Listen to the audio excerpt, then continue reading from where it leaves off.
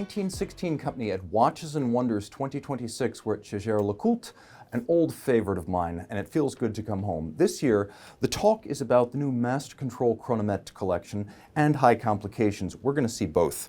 Let's start off with the bedrock of the Master Control Chronometer collection. Here we have the Master Control Chronometer date. We have a bronze dial in rose gold, and we've got stainless steel in blue, and they're both 38mm watches. Now, this new collection is indeed worthy of the title Chronomet. The premise here is that these are the first Jaeger-LeCoultre watches in ages to be COSC certified. So they go through that entire process, but then there's HPG on top of that, which is 3 days of accelerated wear and multi-system tests back at the manufacturer after the COSC certification, and that test is for the fully assembled watch. In essence, it's a more rigorous test of the watch's durability and functionality. Now, both of these are 38mm in diameter. They're 50 meters water resistant. They have 70-hour power reserves, and they have newly developed bracelets. And this is where I really need to ask you to rely on my advice. These bracelets feel beautiful. They're lacy, they're silk-like, they feel almost more like fabric than metal, and they're completely sizable to the extent that there's an enormous amount of adjustable range in here. With small cross-sections to these links, it's really easy to get the right size. Display case backs, of course, you can see Jaeger-LeCoultre always the manufacturer. These movements are always crafted in-house. I should note the difference between COSC and HPG versus the Master 1000 Hours Control. The 1000 Hours was a homologation test where a representative watch from each series would be brought in and tested for 1000 hours, whereas the combination of COSC and HPG will now be a universal test applied to all watches that go through. So the Master Control Chronometer standard will expand to include every single watch that bears the title, not just one homologation piece per production run. So these are the core models, 38mm. We're going to take a look now at a watch that's rather distinctive to me because I took one look and I thought, hey, that's like the old Futurematic.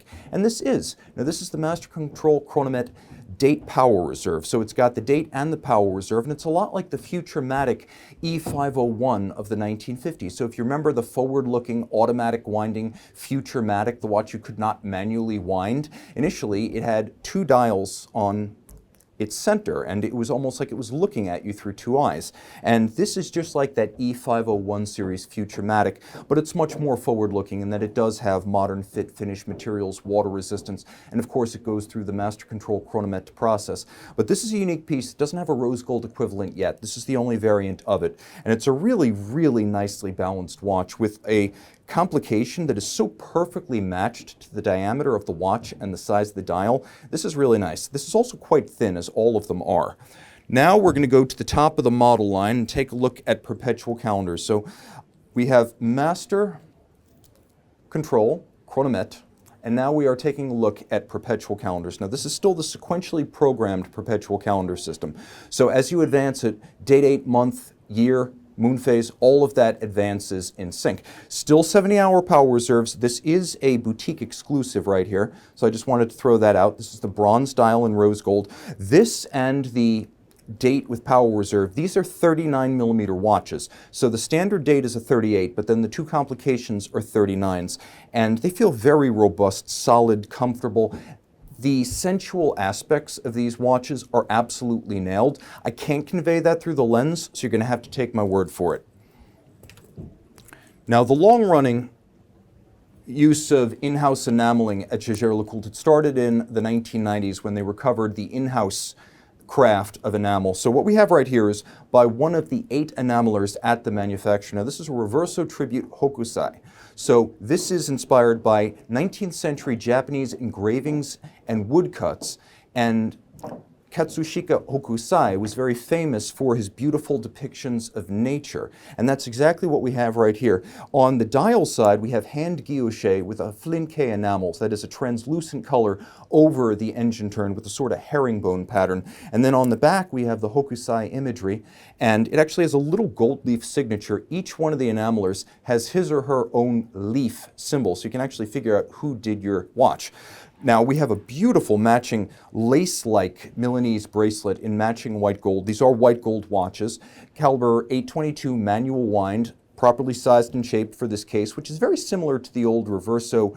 If you remember the Grand Taille, this is very similar to that. This is 45.6 by about 27.4. So if you liked the old Grand Taille, this is going to be perfect on your wrist. And with the bracelet, it is incredibly hefty. If you think an expensive watch should feel like $1 million, this definitely does.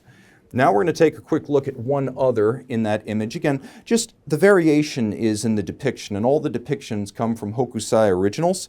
You can see on the dial we have a very different type of lathe guilloche, but also a very different aesthetic. You can get these on straps, you can get them on the bracelet. If you got the money, I say go for the bracelet because there's nothing else like it. But if you're a traditionalist, you'll probably opt for a strap. And it's important to note this does have a full clasp. A quick note about the Reverso ones. These are high jewelry pieces. They are female oriented. I don't want to pigeonhole them, but that is sort of the orientation. They're 40 millimeters by 20, so you can read between the lines. These are for smaller wrists. They include champlevé, miniature painting, enameling, and snow setting of diamonds, all at the same time. These are also mechanical watches, so if you have interest in high horology and craft arts, it delivers on both fronts. Manual wind, 50-hour power reserve, JLC caliber 846. They are jewelry pieces, but they are very legitimate mechanical watchmaking as well. And you can see some of them include mother-of-pearl dials, precious metal cases, and a great deal of intricacy such that no two can ever be exactly alike, but that's the nature of métier d'art. Now we're going to talk about a watch that actually came out in its original form back in 2014, but it was at the time the Ibris Mechanica 11. This is actually the Master Ibris Mechanica minute repeating tourbillon. Now the watch in my hand is 41 millimeters, but only 8.25 millimeters thick. It's got a movement that includes a peripheral rotor. It's got a tourbillon, which is a flying tourbillon, which has the balance and the hairspring above the rest of the carriage, a little bit like an exo tourbillon.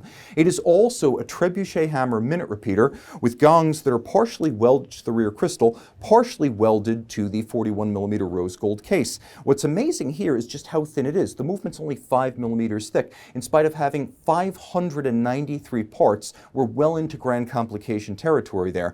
It's got a skeletonized and hand-finished white gold dial, and what really sets this apart from previous versions is we have a new, more elegant case profile, and it is a skeleton or open dial with 3 new sapphire bridges added. There are 11 individual synthetic rubies set in golden chaton that equip pivot points for the movement. So now with these sapphire bridges, you can see everything that lies underneath what was previously a solid dial. In profile, you can see we have evacuations and media blast, and even the rotor, which orbits visibly around the dial, it's been lathe cut, so it too benefits from a handcraft. Everything about this watch is bonkers, right down to the fact that in spite of all this, the watch still has a 42 to 45 hour power reserve, a very special piece, and one of the absolute thinnest automatic winding tourbillon minute repeaters you will find anywhere. This embodies what's best about Jaeger-LeCoultre. Now we're going to talk about what's arguably the standout novelty from Jaeger-LeCoultre this year, which is the Ibris Inventiva Gyrotourbillon à Stratosphère. Now the thing about this watch is it's probably more gyro than strato. Some of these names perplex me a little bit, but trust me, this one's worth the price of admission. Now they're going to make 20 of these, and 42 millimeters in white gold. It is a triaxial tourbillon, so let's just start with that. The inner tourbillon moves at a 20-second rotation rate. The middle tourbillon, which is the reference tourbillon, it's effectively the seconds hand of the watch, turns in 60-second circuits. And then the outermost tourbillon turns in 90-second circuits.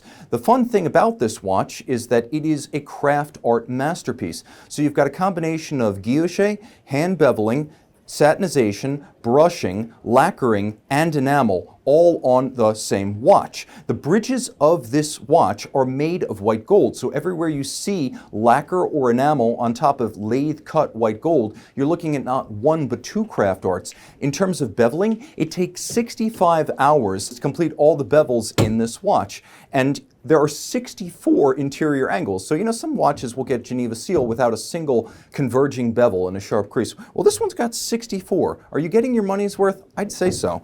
It's also fun because it's a multi-complication. If you are among those who dispute that the tourbillon is a complication, well, it's got a power reserve indicator on the case back.